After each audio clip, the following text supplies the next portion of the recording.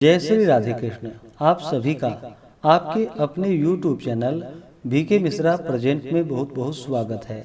आइए आज आप सब सुनेंगे द्वादशी पारण के दिन तुलसी माता की कथा।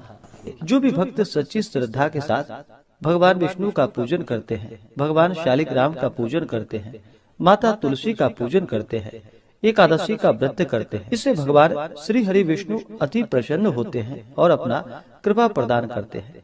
एकादशी का व्रत जो कि सभी प्रकार के पापों को नष्ट करने वाली है और व्यक्ति के जब पाप और ताप नष्ट होते हैं तो उनके पुण्यों का उदय हो पाता है और सभी प्रकार के फिर सांसारिक सुखों की प्राप्ति होती है। हिंदू धर्म में तुलसी का बड़ा ही विशेष महत्व माना गया है। माता तुलसी जो कि अपने भक्तों के सभी प्रकार के पापों को नष्ट करने वाली है और भगवान विष्णु को जो कि तुलसी दल अति प्रिय होता है। बिना तुलसी दल के भगवान विष्णु उस पूजन को स्वीकार नहीं करते हैं और जहाँ पर भी तुलसी का वृक्ष होता है वहाँ पर यम के दूत भी असमय नहीं आते जाते। इसलिए चाहिए कि माता तुलसी का पूजन करे और तुलसी वृक्ष के नीचे जो कि दीपक जलाने चाहिए।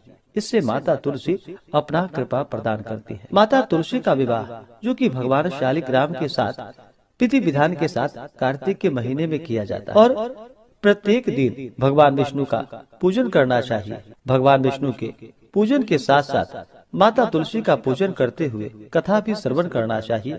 इससे भगवान विष्णु और माता तुलसी का कृपा प्राप्त होता है। तो आइए सुनते हैं द्वादशी पारण के दिन तुलसी माता की कथा। अगर आप एकादशी व्रत द्वादशी पारणा तिथि के दिन ब्राह्मण दक्षिणा, अन्नदान, वस्त्रदान, गौदान आदि के लिए देना चाहते हो तो आप अपनी श्रद्धा और सामर्थ्य के अनुसार हमें डिस्क्रिप्शन में जाकर के वहां से गूगल पे, फोन पे या अकाउंट नंबर के माध्यम से आप अपने श्रद्धा और सामर्थ्य के अनुसार हमें ब्राह्मण दक्षिणा प्रदान कर सकते हैं। तो बोलिए प्रेम से माता तुलसी की जय, भगवान श्री हरि विष्णु की जय, माता लक्ष्मी की जय, भगवान शालिग्राम की जय, एकादशी माता की जय, सर्व देवी देवता की जय। तुलसी से जुड़ी हुई एक कथा जो कि बड़ी ही प्रचलित है। श्रीमद् देवी भागवत पुराण में इनके दिव्य अवतरण की दिव्य लीला कथा भी बताई गई है। एक बार भगवान शिव ने अपने तेज को समुद्र में फेंक दिया। उससे एक महातेजस्वी बालक ने जन्म लिया। यह बालक जो कि आगे चलकर जालंधर के नाम से पराक्रमी दैत्य राजा बना। इसकी राजधानी का नाम जो कि जालंधर नगरी पड़ा। दैत्यराज काल नेमी की कन्या वृंदा का विवाह जालंधर से हुआ। जालंधर जो कि महाराक्षस था, अपनी सत्ता के मद में चूर होकर उसने माता लक्ष्मी को पाने की कामना से युद्ध किया, परंतु समुद्र से ही उत्पन्न होने के कारण माता लक्ष्मी ने उसे अपने भाई के रूप में स्वीकार किया।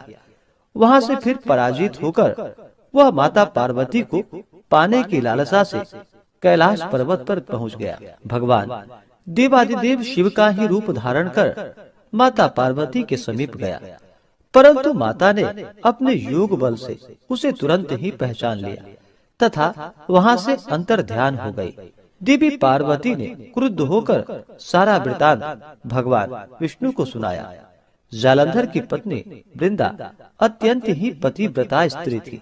उसी के पतिव्रत धर्म की शक्ति से जालंधर ना तो मारा जाता था और ना ही पराजित होता था। इसलिए जालंधर का नाश करने के लिए वृंदा के पतिव्रत धर्म को भंग करना बहुत ही जरूरी था। इसी कारण भगवान विष्णु ऋषि का वेश धारण कर वन में पहुँचे।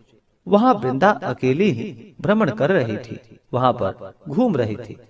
भगवान के साथ दो मायावी राक्षस भी थे, जिन्हें देखकर वृंदा भयभीत हो गई। ऋषि ने वृंदा के सामने पल में दोनों को भस्म कर दिया। उनकी शक्ति को देखकर वृंदा ने कैलाश पर्वत पर महादेव के साथ युद्ध कर रहे अपने पति जालंधर के बारे में पूछा। ऋषि ने अपने माया जाल से दो वानर को प्रकट किए।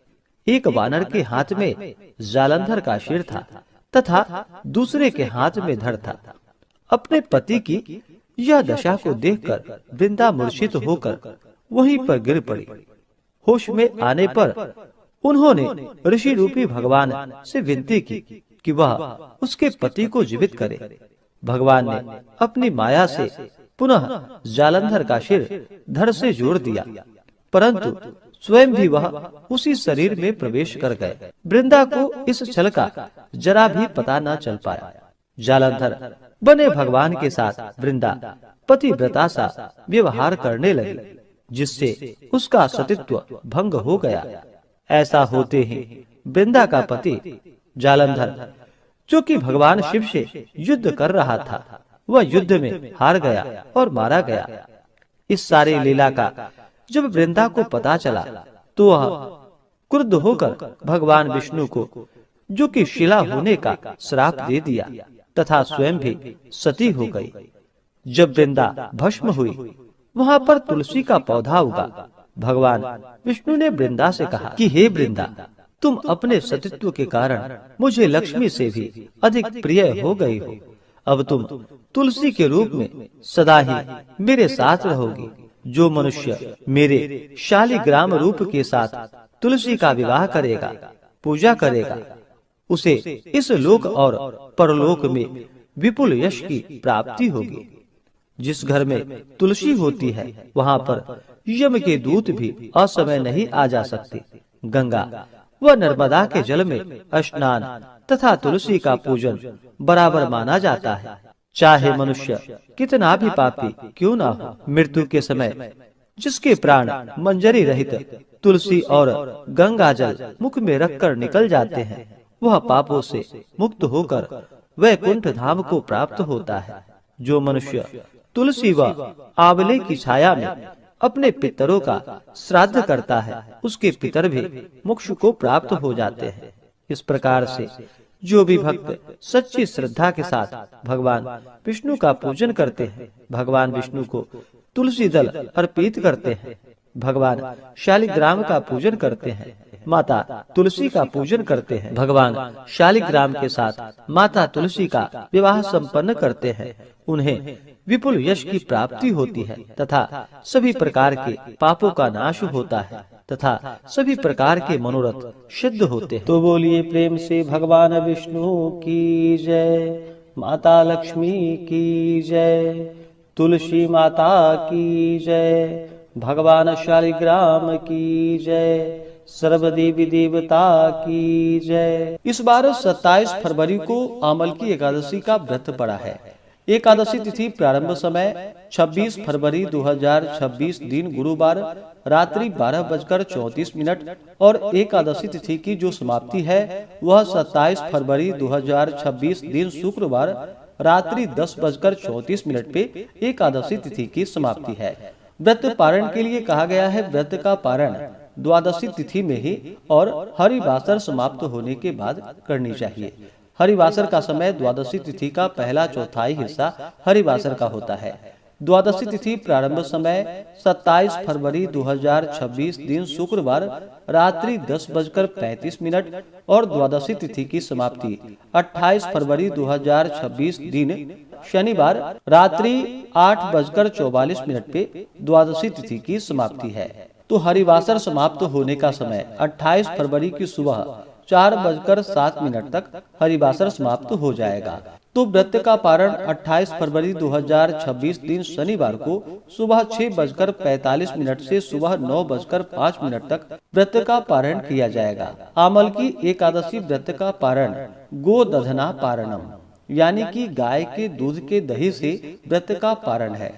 यह संभव ना हो पाए तो आप जल, फल या तुलसी दल से व्रत का पारण करें या फिर आंवले से भी व्रत का पारण संपन्न कर सकते हैं। 28 फरवरी को ब्रह्म मुहूर्त का समय सुबह 4:56 से सुबह 5:44 तक होगा। प्रातः काल पूजा का शुभ मुहूर्त सुबह 6:23 से सुबह 7:50 तक होगा। पारण के लिए चाहिए कि द्वादशी की सुबह उठ करके स्नान आदि करके शुद्ध वस्त्र धारण करके भगवान का पूजन करे, भगवान को भोग लगाए, भगवान की आरती कर ले। उसके बाद फिर ब्राह्मणों को भोजन करवाए, ब्राह्मणों को दान और दक्षिणा दे। अपनी व्रत की पूर्णता के लिए भगवान से प्रार्थना करनी चाहिए। कि हे भगवान विष्णु, मैंने यह आमल की एकादशी का व्रत धारण किया था। इस व्रत में हमसे कहीं भी न्यूनता या अधिकता हुई हो तो हमें क्षमा कीजिए और हमें पूर्ण फलों की प्राप्ति हो। आप हमें आशीर्वाद प्रदान करें। इस प्रकार से क्षमा याचना भगवान से कर लेनी चाहिए और फिर समय के अनुसार व्रत का पालन करना चाहिए। तो आशा करता हूँ कि यह जानकारी आपको अच्छा लगा हो। इसी प्रकार से ज्ञानवर्धक जानकारियाँ प्राप्त करते रहने के लिए, व्रत पूजा के बारे में जानने के लिए, कथा को सुनने के लिए चैनल पे अगर आप पहली बार आए हैं तो चैनल को लाल बटन दबा करके सब्सक्राइब करें, साथ में बेल आइकन घंटी को दबाएं ताकि आने वाली वीडियो का नोटिफिकेशन आपको समय से मिलता रहे। वीडियो को लाइक करें, शेयर करें। सुखी रहें और स्वस्थ रहें। जय श्री राधे कृष्ण। धन्यवाद।